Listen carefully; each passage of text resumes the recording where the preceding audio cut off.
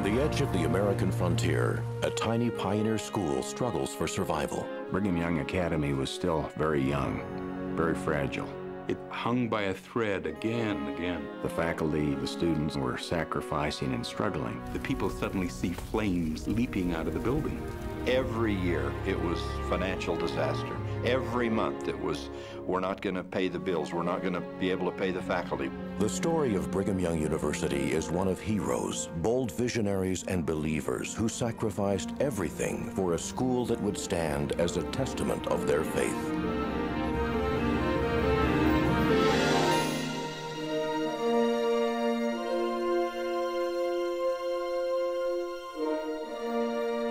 On a dusty street corner in a rented warehouse, the Brigham Young Academy begins its journey, destined to become a great university. At the time, it seemed unlikely that this humble pioneer academy would even survive to see a new century. The university started as this little seed planted in the ground in downtown Provo in very stark times when you wondered if it would ever succeed. It's hard for us to imagine how small and how fragile it was at the beginning. We're told that when classes began in April 1876, there were 29 students. Driven west in search of religious freedom, the pioneers arrived in Utah in 1847 to a harsh wilderness that was to become their refuge, their Zion. They were having to start from the ground up, from sagebrush to the pinnacle of the temple. An industrious people, they built homes, planted crops, and established schools throughout the territory. Brigham Young is a firm believer in education. He felt that the Latter-day Saints needed to really enrich and enliven their minds. In the rugged frontier town of Provo, brothers Warren and Wilson Dusenberry start a small private school. But when the school faces closure in 1875, Brigham Young takes it over and establishes the Brigham Young Academy. President Young would ask a German immigrant named Karl Maser to be the academy's principal. A respected scholar and a man of faith, Maser had been forced to leave his home in Germany when he joined the Church of Jesus Christ of Latter-day Saints. It was really illegal to preach anything other than the Lutheran faith in Germany at that time. There was a tremendous amount of risk. It was a time of revolution in Germany. The authorities were very strict. He was ostracized from the community, he lost his job at the school. From this incredibly lofty, professorial, wonderful standing in the community to something of an outcast.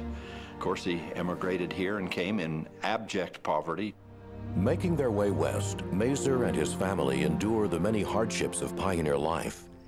But the refined professor's mission in life becomes clear when Brigham Young calls him as the academy's principal. He said, I'm sending you to Provo to create a school, and I want you to see that not even the multiplication tables are taught without the Spirit of the Lord. That was a guiding principle for him here in Provo, and I think for the rest of his life. When he gets here, I think he sees this as a grand experiment, and it's something that he believes in very strongly. To me, the school was a surprise, a marvel, and a delight. It did not matter that the building was a plain and ordinary warehouse. It was the spirit and atmosphere of the institution that were so fascinating and satisfying. The spirit of the gospel permeated every quarter. My mother, 3 brothers, and myself came to Provo in a covered wagon. And on Monday morning, with our hair neatly combed, we went to the first devotional exercises. For the first time in my life, I heard a choir sing in school, heard a prayer offered. We were off to a great start. They were to be themselves, but to always be their best selves. He was always giving that charge to the character of the students. They had certainly spoiled me at that Brigham Young Academy, spoiled me so that I could never be content to take anything but the best the world has to give, nor satisfied to give anything but the best that lies within me. From the beginning, the Brigham Young Academy would inspire its students to greatness. The school's earliest students would include a future U.S. Supreme Court justice, prominent scientists and educators, suffragists, and church and community leaders. Most of them had never been touched by the refining influences of education. When they went home, there was a new light shining in their eyes and a new force stirring their hearts, a force that changed their lives forever. Under Mazur's inspired leadership, the Academy grows to 400 students, but it continues to struggle financially and receives little church funding. The challenges that lay ahead would try the faith of the faculty, the students, and all of those who had grown to love the Brigham Young Academy. On January 27th, about 10 at night, the people suddenly see flames leaping out of the building. All of a sudden we heard the fire bell. My father got up and goes. The cry of fire resounded through the town. Found to my sorrow that the Brigham Young Academy was on fire and not enough water near to put it out. Burned to the ground, which took about 5 hours. There wasn't much they could do. They could run in and grab a few things. And this is devastating to Mazur personally, and it's devastating to the Academy. One of the students, encountering Brother Mazur with his grief, said, "Oh, Brother Mazur, the Academy is burned." Brother Mazur replied, "No such thing. It's only the building. The Academy still lives on." As the Academy's only home lay in ruin, Mazur assures the students that the school will go on.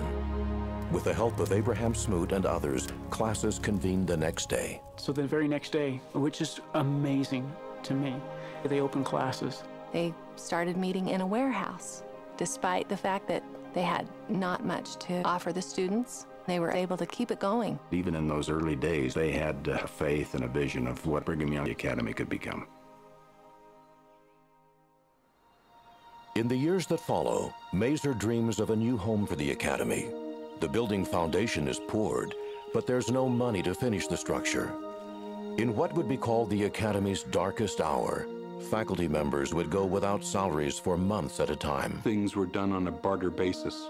So the faculty basically lived on what the community was willing to give them. Every year it was financial disaster. Every month it was, we're not going to pay the bills. We're not going to be able to pay the faculty. We can't keep the lights on. As months of desperation turn to years, Mazur reluctantly prepares to take a job in Salt Lake City. I am worn out and sick in spirit, and with all my love for this academy, I feel I owe it to my very life to accept any change that will promise me opportunities for permanent usefulness. Came home, told his wife and his daughter that they were going to move. He asked them to pack the household goods, and then they sat on the boxes for 2 days waiting for him to give the signal that they were going. But finally his daughter worked up the courage to ask her dad, "When are we leaving?" He said, "I had a dream last night. I had a vision of what this institution is and what it will be. I have changed my mind. I have had a dream. I have seen Temple Hill filled with buildings, great temples of learning, and I have decided to remain and do my part. Yes, my child, I have seen it all." He clearly had a vision that the Academy would become a university, and that the building that sat dormant would only be part of a large campus in the years to come. It was a vision what had happened to the university, and it did.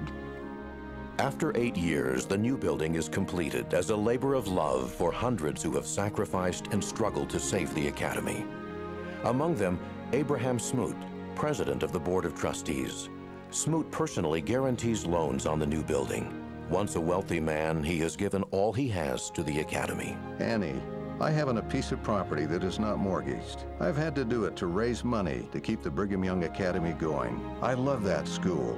It must live.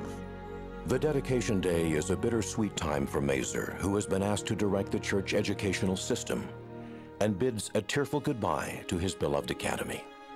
I have the highest regard for him. He helped people see their potential, and he helped this institution see its potential. It's still the thing we draw on. It was a remarkable gift, a very, very powerful foundation.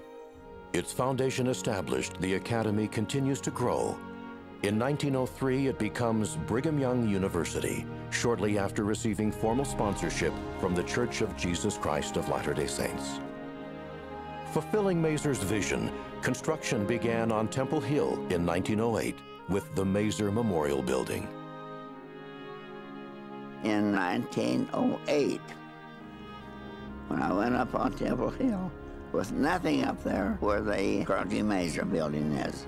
It was a glorious day for us to see something in the future. We had no idea it would ever develop into a university like it is today.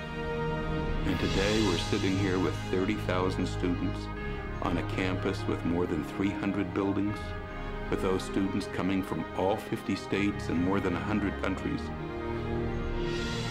From the halls of this great institution, this unique and wonderful university, there have gone over the years literally hundreds of thousands of young men and women imbued with the gospel of Jesus Christ to carry its healing message to those hungering for eternal truth. There are legions, there are thousands of faithful people who've made this institution what it is. We owe those people so much, who came here and stayed and sacrificed and served. We are the beneficiaries of the visions and the dreams, the labors and the sacrifices of all who have gone before us. God bless you, my dear friends. Be faithful, be true, be loyal to the great cause of which you are a part.